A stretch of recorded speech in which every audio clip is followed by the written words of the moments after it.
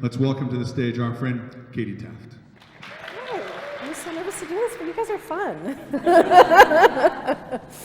Also, touch. So the theme touch, I have to talk about for a little bit. When Brandy, who I've known for a long time, asked me to consider doing this, the theme of touch, I work with children. So it was like, but touching hearts, touching lives, touching communities, bringing people together, connection. So keep that in mind if I don't use the word touch as much as I maybe should. So yeah, okay, so this is me. There we go. There we go. Okay, so nobody does it alone. Touching lives and the power of sharing your story. Okay, so I put an agenda up here because I am a teacher. I want you to know what you're getting into. So first we're actually going to talk a little bit about you, and then I'll talk a little bit about me, and then we'll talk about building communities, and then I'll talk a little bit about the chemonauts and masses of rabbits. A little mystery at the end. Okay, so I want you all to think back to when you were teenagers, high school age, 14 to 18. And just think about who you were at the time, what your hopes were, successes and struggles, what you imagined for your future.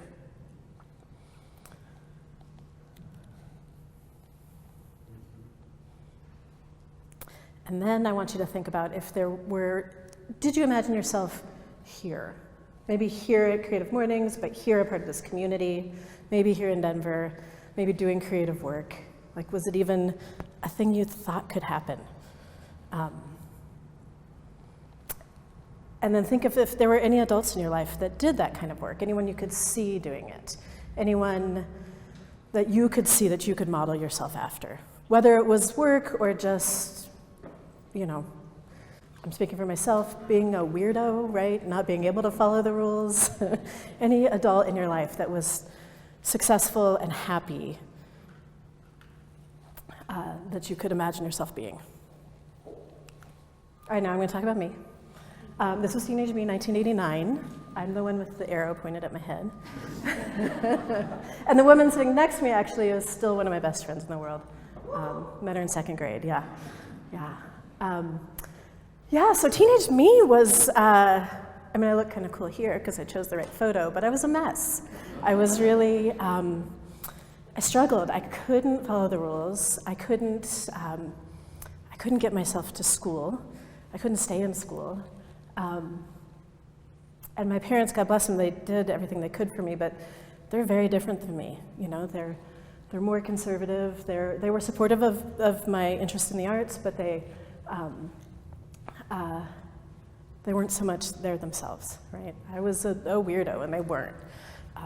They were able to follow the rules. They were able to sort of make things happen in the straight world.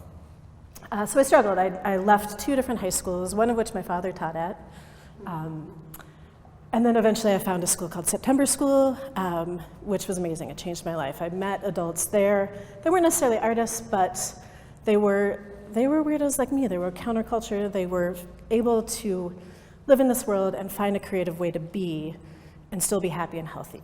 So at that point, I saw some adults that I could grow up to be. And they really, I think they saved my life.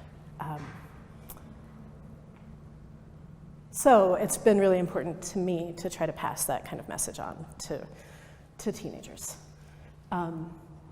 So I finished high school. I went to September School. I had to work 2 jobs. We didn't have free alternative schools back then, so I worked 2 jobs and paid for it, took out some of my savings that my parents had for college and did it. And then went to college and, struggles came up, but I was okay. Oops. Ooh. And then eventually, though, I found myself back in Colorado. So I moved to the Pacific Northwest. I was there for 12 years, tried to make a go of it in Chicago right after 9/11. Not so great. Came back, lived with my family for a while. I was at my parents' house and living with them and trying to figure out, what's next? How do I do this? And I remember my father coming into the room, and I was sort of hashing out with my mom. There might have been some tears. And my dad came in and he was like, "You just gotta buck up." And I was like, that didn't go over so well. But the next thing that he said was, "You just have to get out there and network." And I think there definitely was tears at that point. I was like, that is not what I'm about to do right now. But I actually did. So one of my collectors at the time owned a bar downtown and asked me to do some programming there. And together we came up with the concept of self-made. And so what it ended up being was every Tuesday for approximately 2.5 years, I invited a creative to come and talk about what they did. So they showed slides, we sat in the back, it was happy hour, Kevin bought us food and gave us drinks for half price, and it was a great community of people coming together. So we shared our work, shared our stories. One of the benefits of it was that you could really hear what other people had done, like the realistic things, how relationships were made, how opportunities came about, right? This sort of really opaque art world that, I mean, I had an art degree. I knew artists, I was making art, but it's really hard to get in there, right? And to feel like you can get in there, that's the hardest part, is feeling like you can do it. So we just shared our stories, we shared community, we supported each other. And there's a lot of amazing people that I met through there. Brandy Shigley, talked a couple times, right? I met Craig Korn there. I met anybody else in the room? I mean, this was almost 20 years ago. Anybody else in the room ever talk at Self-Made? No one, okay, all right, cool. Yeah, so I really learned from that so many things, but really the power of community, right? The power to touch other people's lives, the way that they could touch my life, the way that I could hopefully touch theirs too. All right, so jump forward a while. There's a bunch of stuff in there we'll skip, but these are some of the delightful humans that I spend my time with now. Actually, this was last year, but some of them, actually 4 or 5 of them are still in the program with me. So now I work for the Center for Visual Art. It's just down the street. We're at 965, and we're part of MSU Denver. So this program is called the Art in Action Lab, and I recruit, right now I have 20 teens, and they work with me 1 day a week. We also have a summer intensive program. And the main objective is for them to understand what creative careers are. I mean, there's so many things that exist that we don't even think about, or that we probably think about, but most of the world doesn't think about how they're made. We'll talk to graphic designers, industrial designers, studio artists. We're doing a fashion unit right now. So the biggest part of what I hope to do in this program is open up that world, right? Show people what's available, how to get in, create a network, and be the next generation of creatives that are coming around. So if you want to know more information about that, go to our website. And I'm always looking for teens, so if you know any teens, please send them my way. All right. Okay, all right. So one of the really important things, though, that I have learned from this program is how important it is to the teens, right? But also how important it is to the guest artists that come and talk to us, right? So we bring as many artists into the classroom as we can, and the main thing, the story that I hear from the most people is, I wish there was something like this when I was a kid, right? And me too, right? And that's why I'm making it, right? Because it could have made a huge difference in my life back then. But it really honors the people who are speaking to us too. It really recognizes the power of the work of these artists. It really recognizes that they have a story to share and that they can help people coming into it, right? That they are important, right? And the work that they do is important. So that brings me to another story in my life that I want to share, and I think it is something that can be helpful. It's definitely helped me. So I want to talk about that just for a couple minutes, and then I definitely have some time for questions. All right, so the work that I have been working on for the last well, I'm going to say the last 5 years, really, but it started in 2009. So in 2009, I was diagnosed with lymphoma. It completely changed my life, as cancer does. So I was not feeling well. I went into the doctor many times, and they told me I had allergies. They told me it was a virus, you know. Eventually I diagnosed myself. I Googled it. They say not to, so maybe don't, but when I did, they took it seriously. It turned out I had a tumor the size of my fist behind my breastbone pushing on my heart. So the blood from my head wasn't returning to my heart. Yeah, so I couldn't breathe. I was dizzy, you know, all those things. Yeah, so it was about a year of treatment just over here at Dental Health. They're amazing. Chemotherapy and then radiation. So as I was even in the hospital, I was conceptualizing this body of work, right? Because art is what I had at that point, right? It was the thing I could do. I was sitting in a hospital bed for, you know, most of a year. So these pieces, this piece here, I call my Tower of Power. Sorry, it's a little blown out. Each of these different balls is called a chemonaut, like an astronaut, and represents one of the different chemo drugs I took. There were 6 of them altogether. The top one is probably the most common one. How many of you have been on prednisone before? Right? It's like that metallic and like stuffed into your skin. And so this one is often represented with its cheeks puffed, right? And it's really bloated. But each of these has an army behind them that are fighting the masses of rabbits, right? Which are my tumors over here. So I work a lot in ceramics. Here's some more. Here's one of the prednisone pieces. And there's 5 of the 6. All right. This one is cyclophosphamide. I might be saying that wrong. Based on mustard gas, right? So each of them is sort of, they have the qualities of the components of the drug that make them. With the gaseous, you know, arms coming out and the mask. On the right here, those are vincristine, derived from the Madagascar periwinkle, which is actually not periwinkle, it's this color. Vincristine made my hands go numb. It gave me a neuropathy, so there's a lot of blue hands in the work. And then another representation of the rabbits. Often cancer is caused by tangled DNA, and so it's sort of a tangled web. All right. Well, that went a lot faster than I thought it would.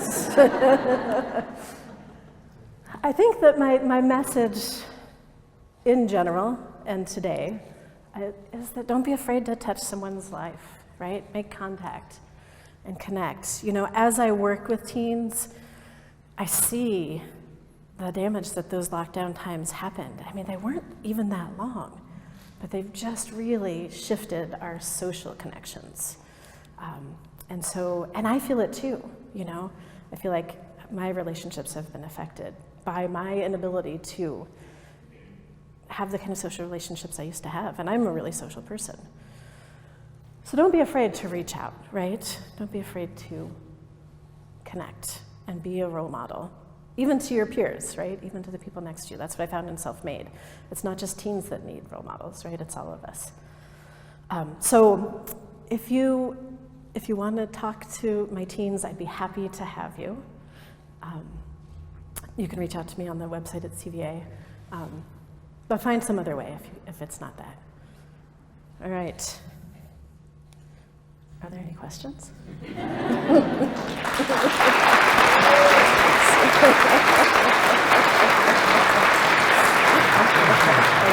That's awesome. We sometimes we go to the end. We don't have time for Q&A. So let's spend some time just talking about your talk a bit. And cool. I'll start us off with a question, and then I'll invite everybody to think of one. But I'm curious how your journey with cancer, like what in particular have you brought to the kids, or were you overt with your scenario when you were working with them. How did that affect their ability to think about what it means to be creative in their lives? How did that story touch them, or did you separate the two?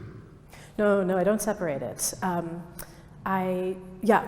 Sometimes I forget to talk about it, which thank God, 13 years later, I can forget about it sometimes. I think the thing is that it was such a powerful tool to help me process it, and still is.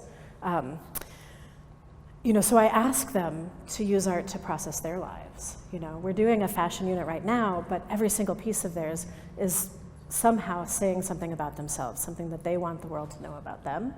I think that our personal lives and the work we do, maybe there is a way to separate it. I haven't found it. And it can be such a powerful tool to really help you understand and move through hard times. So no, I would never shy away from sharing that with the kids. And I do it, often in a kind of a humorous way, right? So it helps me shift it around too, right? It helps me make sense of it and process it and put it into my life. Yeah.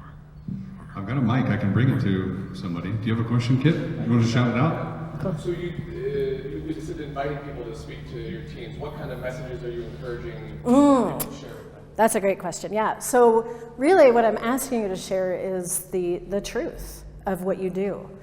Being a creative, being an artist isn't always easy, right? Sometimes there's day jobs involved. Sometimes there's failure, often there's failure, right? So what I really, especially because these kids are coming from far and wide, right? It's a diverse crew of kids. Often, we definitely take kids from creative families, but often we have kids who don't know creatives, right? So I want them to really know what they're getting into. Whatever your story is what we want to hear. Yeah, positive and negative. I have found that it's really hard to scare a kid away from what they want to do. I also work with MSU students, right? And they co-teach with me. So these are education students. And I spent 7 years in Denver Public Schools. And that was hard. And I'm often saying, it's hard, don't do it. Even sometimes I say, but I always do. So I really want them to have open and clear eyes as far as what they're getting into. So your story is what I want them to hear. Yeah. I've got a follow-up to Kip's. Cool. Have you heard, what's the youth, what do they want these days? What are they aspiring for? What have you, have you heard a unique story where you're just like, that is beautiful or brilliant or out of left field? Like, what are you hearing from the kiddos these days? Yeah. That's a good one. Because, it's unique to each kid, of course, right?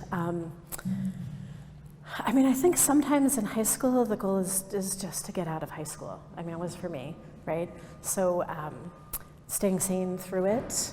I definitely do have kids with big dreams.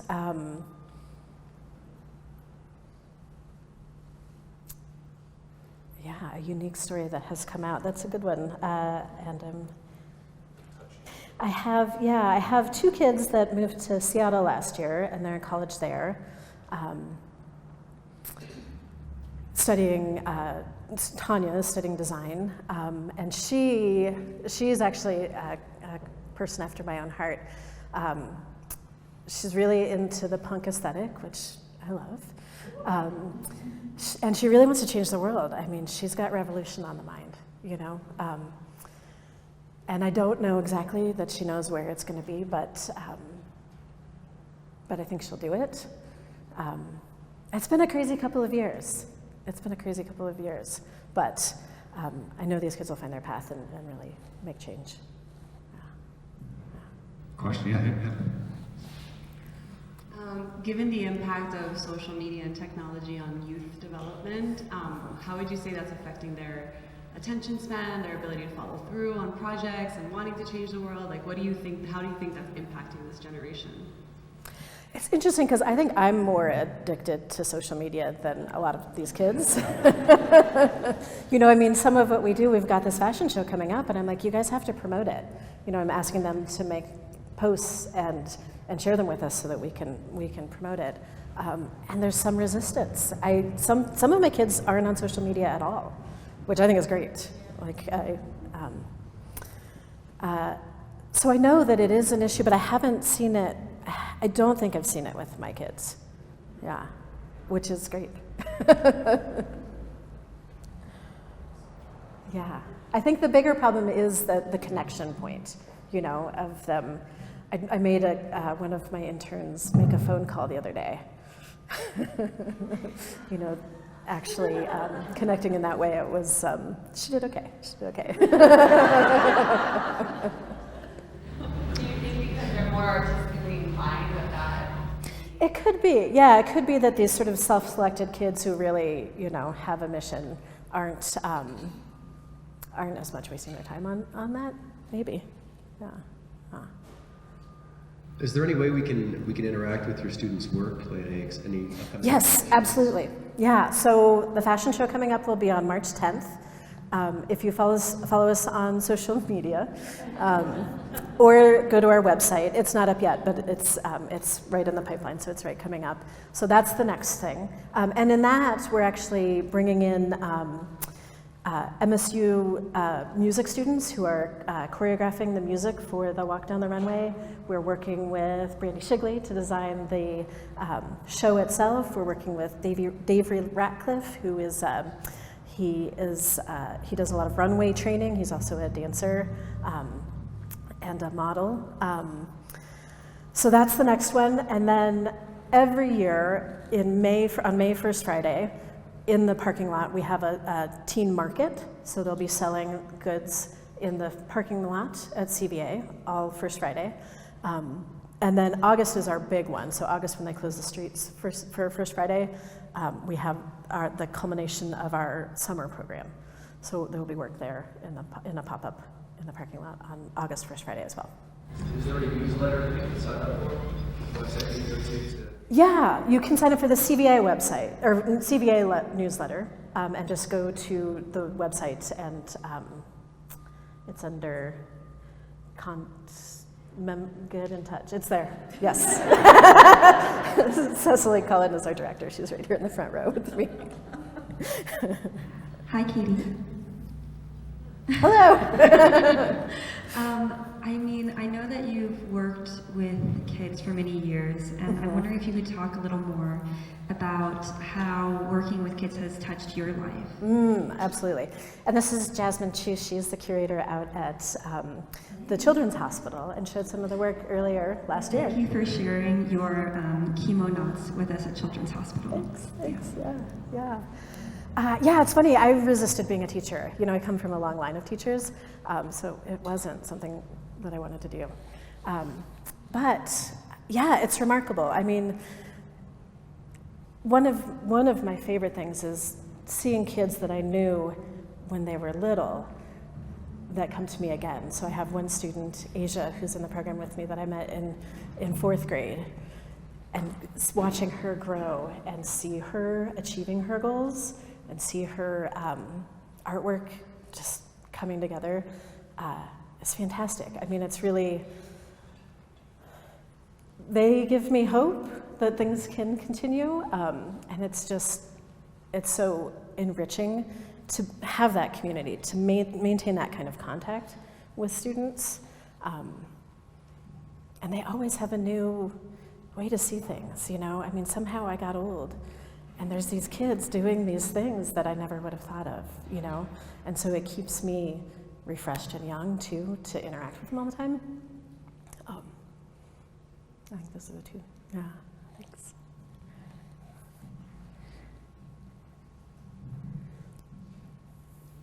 It's been so amazing hearing your work at the CVA and kind of with the youth and just all these pieces coming together. Would you mind sharing a little bit about how you got started at CVA? Yeah, oh yeah, absolutely. Yeah, it's so funny. Like I said, I resisted teaching. I even sort of resisted art for a while. I mean, when I first went to college, I was studying social justice issues. I was going to be, in change and probably not politics, but yeah. So after cancer, before that I was doing a wide range of jobs, and I've worked at DAVA did work with most of the youth organizations in town, just because I was kind of good at it and I needed work, and then I loved it, right? But when I got sick, I was like, oh, I need a job. I need insurance. I was on the indigent health plan when I went through cancer at Denver Health. It was before Obamacare. And so I decided I had to go into teaching, so I got my teaching license at that point and taught in the public schools for 7.5 years. And then a dear friend of mine was diagnosed with cancer, and I was, it's like I didn't go through everything I went through to have this job that's just hard, and so I quit. I gave him a month's notice. It's okay, but and so I was sort of floating, and I did some summer camps at my studio, which is right across the street from CVA, and did some other kinds of arts programming on my own. And I had been going to the CVA for a teacher development, professional development. Theory Loves Practice is the name of our professional development program. And so I knew people there. The woman who was doing my job previously went on maternity leave. And so Cecily reached out and asked if I would cover the summer program during that time. And I was like, yeah, because I've always loved CVA. It's always been such a supportive place, and I've learned so much there. So I did that, and then that came to an end, and I kept trucking. When Talia, was her name, came back, and then she decided she wanted to leave and take care of her baby. So they called me again, and then I was interim for 6 months, approximately 6 months. Yeah, a long time. And then I applied and I got the job. So through all that networking that I try to talk to my teens about, right, all those connections that you make, they had touched me so much, and so now I'm so thrilled to be able to be back and organizing some of that.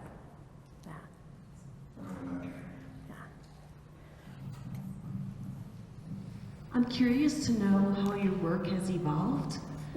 Yeah. I'm gathering that this type of work was therapy for you. Was it also a gift in some way? Yeah, well, it's interesting because this is actually really, in some ways, really similar to the work that I had previously done. So for about 10 years before this, I was working on a series called My Imaginary Friends. And they were based on people that I knew, right?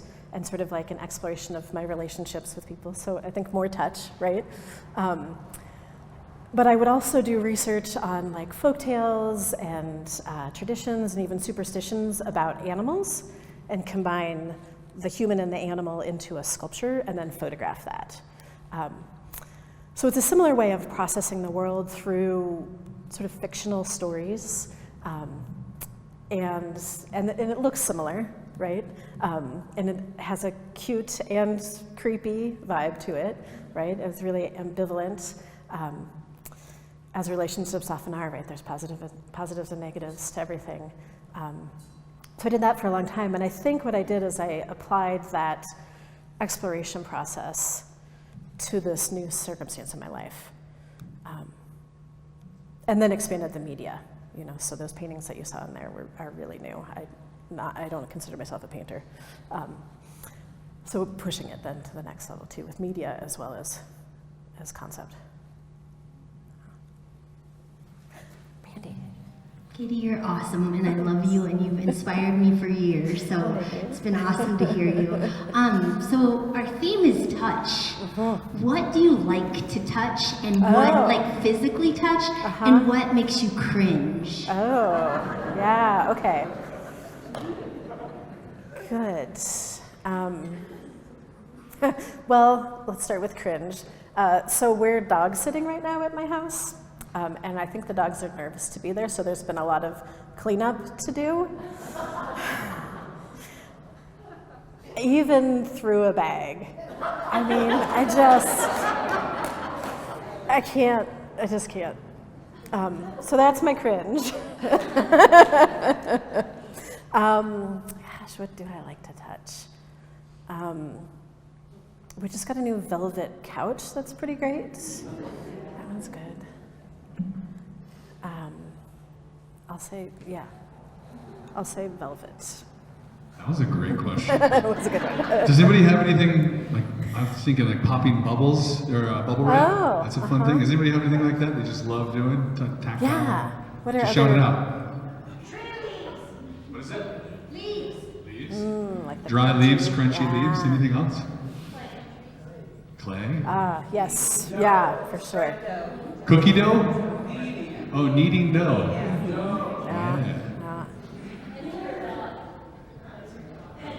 Petting your dog, yeah. Petting your velvet couch. I love that. Yeah. Petting the dog on the velvet couch. Oh, that's even better. But not your friend's dog who just shit on the floor. I literally almost stepped on it this morning. Yeah. So I have one question for you, but also, Okay. well, two. First Okay, question, cool. can you hang out with us for a little bit after? Yeah, So for sure. Yeah. Second question, if you had, look at this room of creative, heart-centered humans. If you had a call to action for us as a community, or even, this is being recorded, like people watch this and they're a part of the Denver community, what is there for us to do, either through maybe your formal initiatives or elsewhere, to touch the lives of the youth, the creative youth in Denver? What should we be doing as we walk out of here to amplify this grand effort? Yeah. I mean, I think it really is sharing your story, but sharing the truth of your story, right? I mean, I think a lot of times I always have to encourage people when they come. I'm like, don't just show me the pretty things you make and talk about like, oh, I did these things and ta-da, welcome, here I am, right? I think really, I often think of like the personal is political, or like the details of your life are the ones that matter. You know what I mean? Because we all face these little hurdles, and to know that we all face them. Then it's not just my hurdle or my inequity or my failure. It's something that everybody goes through, and yet they keep going. So I think sharing your story, but sharing the truth of it. I mean, don't be a downer, but just be realistic about it. You know? The raw truth. Yeah. The raw truth, I see. Yeah. Awesome. And then other formal programs, like if we were to go donate our time, our energy, or participate in another thing like this, do you have suggestions how we can support you or other initiatives? Yeah, well, I am. I mean, I'm looking for 15 to 20 creatives per term. So for me, for sure. Platform is another organization that I have been a part of that I 1000% love. There's an artist residency, and they do a great wraparound services for kids. So I did a residency back there in 2008. Dava is another place that I've worked with a similar mission. They're incredible, and they're constantly expanding their programming. And need volunteers. They really have a great volunteer program to pop you in there, just even as like cleaning up the studio, working with kids, sharing your work. So they have many layers. For you, if you had 15 to 20 people, like what's the ask? What's that involve? Hours, talents, forte? What are you looking so for? Any creative career, and even the weirder ones are even better, the more obscure ones. Designers for sure, though, I mean, because, we have a vibrant design program at MSU, so we have a great path for them. But sort of unique careers, too, to just expand kids' minds, and get them thinking about what to do. When you come to us, it's typically about an hour and a half of talking. We do pay an honorarium. So it's the prep for that, and then coming to talk to us. Or invite us to your studio, because that's great, and kids can really see the working mechanisms of how things happen. Awesome. I suspect there's a few people here. Yeah. Do you have an idea, Nancy? No, I just, this was really great information. It's more of a ask for Dave to Jude in the follow-up newsletter. Indeed. Put those contacts. Fantastic, yeah. You got it.